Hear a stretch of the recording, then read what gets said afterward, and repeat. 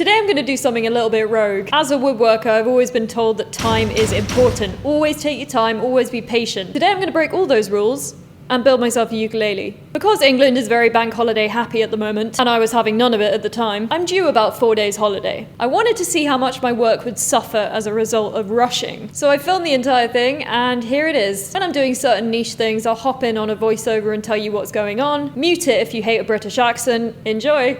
I started off feeling like I had all the time in the world, so I drew out the ukulele first, and I thought it would give me some scope for the actual size of the thing. I also drew a body shape literally with a pencil and pen, and when I was vaguely satisfied that it was going to look fine, I started about making my mold. Obviously, to build any instrument, you're going to need a mold, so that is what I'm going to do in this section.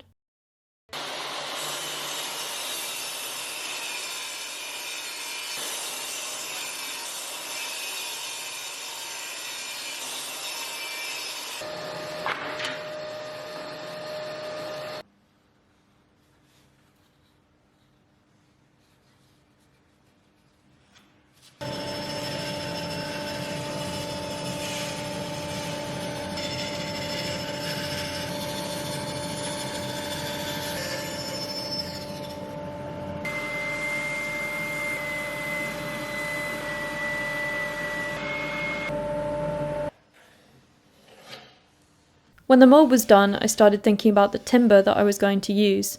I settled on walnut and spruce. That's the mold screwed together now. Let's go. My camera cut out at this point, and essentially all I was doing is jointing the top and jointing the back. Here is a little video of me doing those processes on another build. The only thing you really missed was me using my hand plane for both of these jobs. Funny, you can almost feel when a good joint comes together, the two pieces sort of latching onto each other. It's like a weird magnetic connection. You can also do a visual check, but that I just know when it's ready, it's really satisfying. You can't catch that on camera anyway, so just imagine me doing that step, if you will. And imagine now that those joints are dry, so we're gonna get straight back into it. In this next section, I'll be moving forward with the top and the back. I'm already blown away by how adorable this thing is. I'll be taking care of the rosette and the various bracing. If you're curious about the bracing in this video, there was no real rhyme or reason behind it.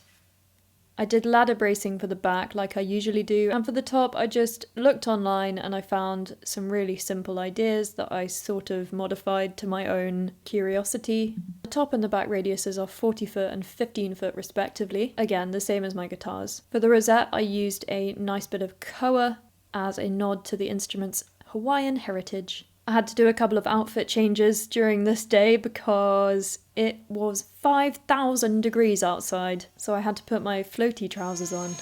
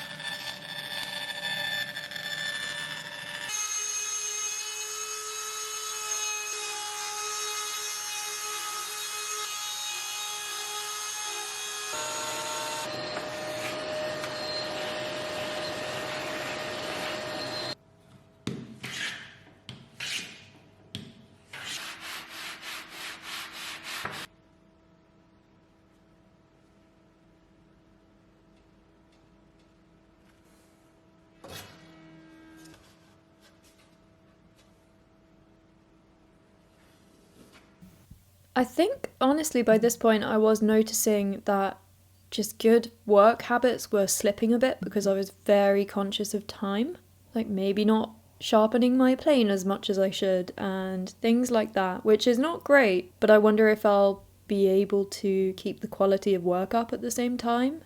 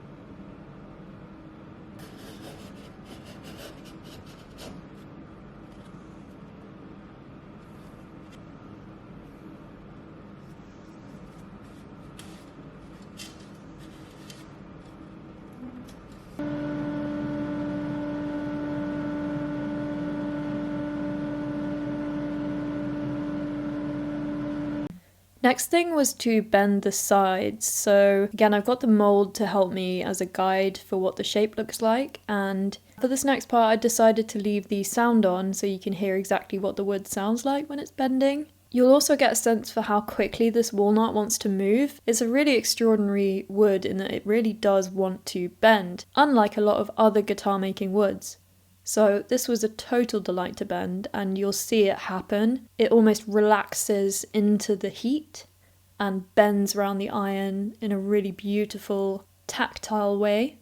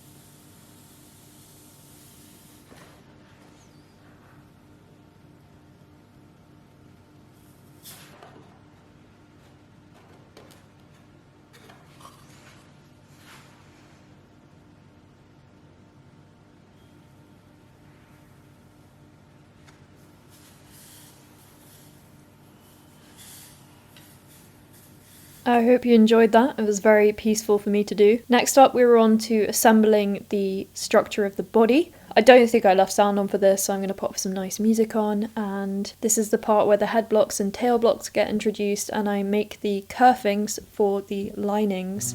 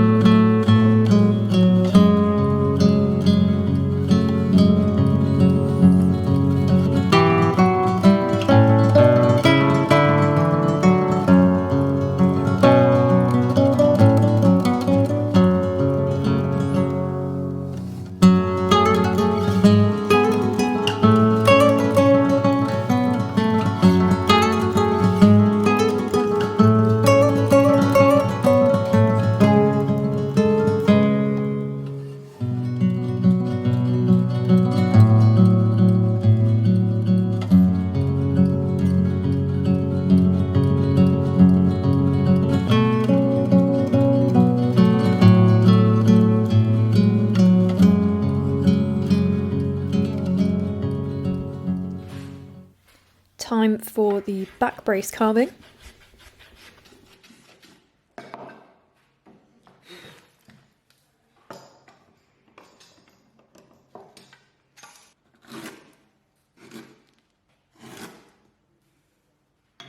Nice.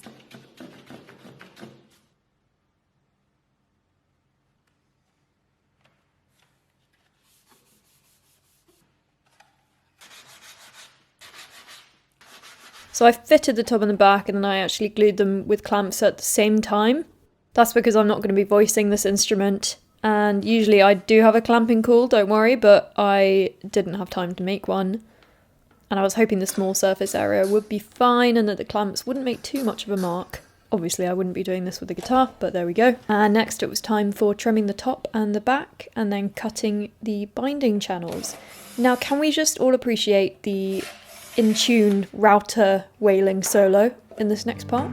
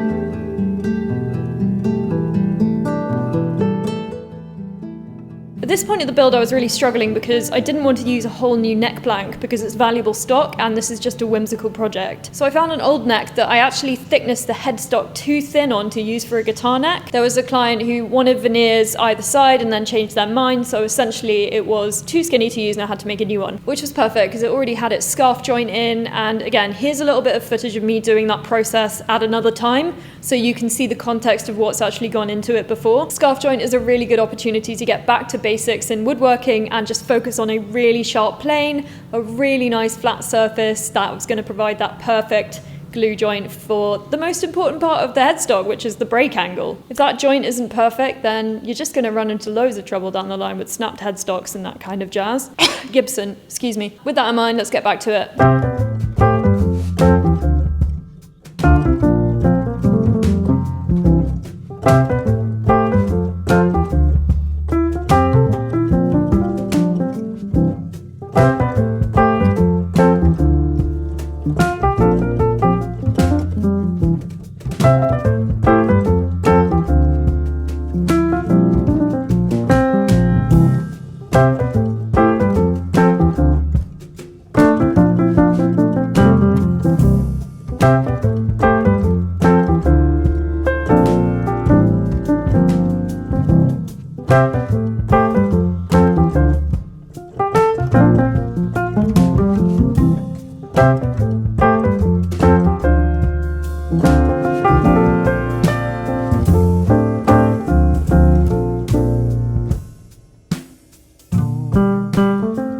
We came into a bit of an obstacle at this point because I had in mind a smoked oak fingerboard, which sounds kind of cool. My supplier gave it to me to test, but I don't know whether it was the smoking process or just the wood, but it did have this weird problem where bits of the grain were lifting, and I thought maybe it would go away when I thicknessed it, but it didn't, so I had to change my plan to a Paduk fingerboard.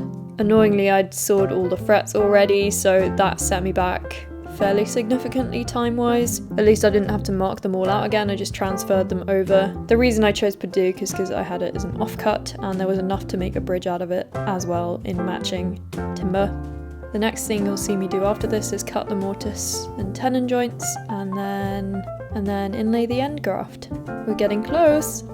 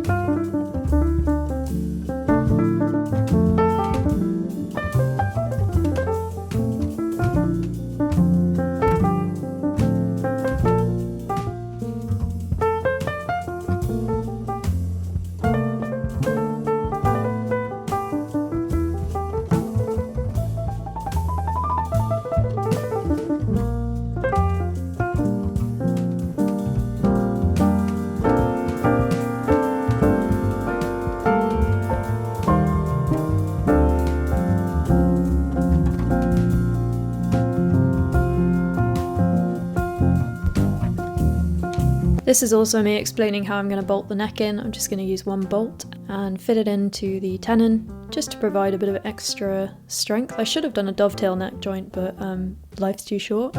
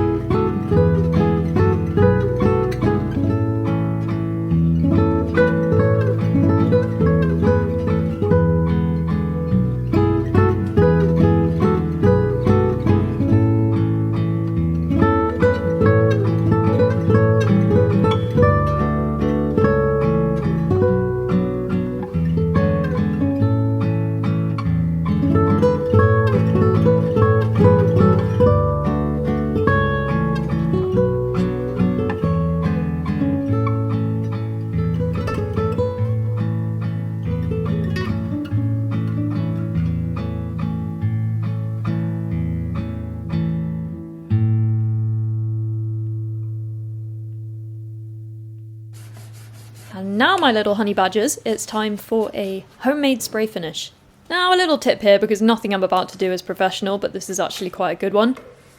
If you don't want to get spray finish in the sound hole, you want to blow up a balloon in there and then tie it while it's still in the sound hole.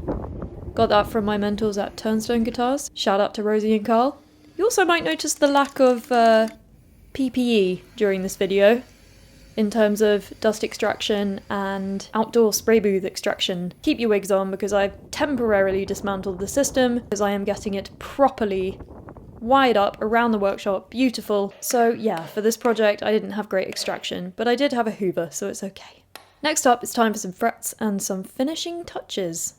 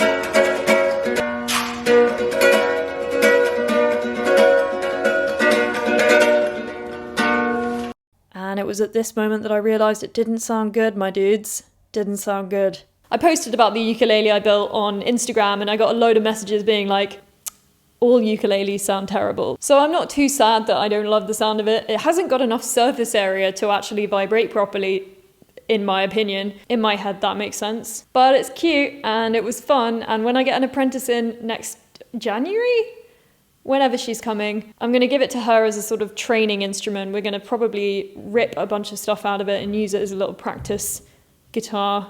I hope you enjoyed this process, guys. As you can see, it didn't take half the time that a guitar takes, literally not even a fraction of the time. Hit that subscribe button if you enjoyed this video and hit that like, and then there's a little bell that you can click as well if you want to be notified when I post. Links to all of the tools that I've used are in the bio. I used a lot from Stu Mac, Lee Nielsen, Axminster, all of the good places. Check out those links if you want to do this yourself or start thinking about it. It's all in there. Got myself some merch as well. That's in the bio. It's all in the bio. Go for it. I'm going to go eat everything.